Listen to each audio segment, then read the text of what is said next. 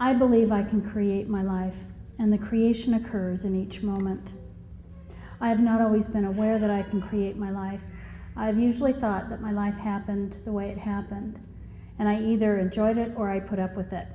The creation I was aware of is that of taking materials in one form and creating them in another. It is a wonderful and empowering practice, and I teach it to many people in many situations. This paper can be folded and created in this form. It can be interlocked and created in this form, which can move and shift and have dimension and change. But the physical object of creation is nothing. It is completely transitory. It can be broken. It can be smashed. It can be disassembled, lost, burned, or flooded. The power is in the experience of creation. One of the greatest levels of creation for me is creating my life is acknowledging, hearing, and seeing something that gives me life. My earliest memory, when I was about 2 or 3, I was in my crib. I was frightened or upset, and I was calling for my parents. I remember looking at a picture on the wall. It was very close, about eye level to me. It was of a woman sitting in a cave on a pile of hay, holding a baby. She was surrounded by animals and people, viewing the scene. I stared at the picture, and it seemed to become clearer and brighter to me. I was comforted. I laid down and went back to sleep. At that moment, I acknowledged a being in my life and the presence of great love that I later learned to call God. At that moment of acknowledgement, a new life began for me. There was a moment a few years ago when I was watching a teacher talk about the power of language.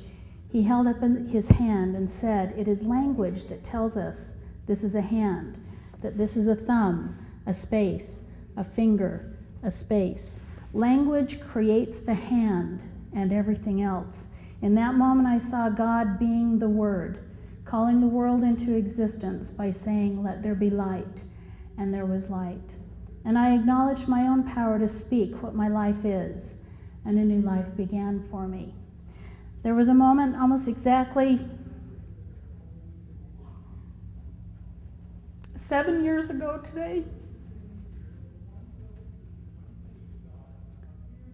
I was in my parents' bedroom gathering with my siblings around Mom and Dad, holding Dad's hand, the last moment of his life.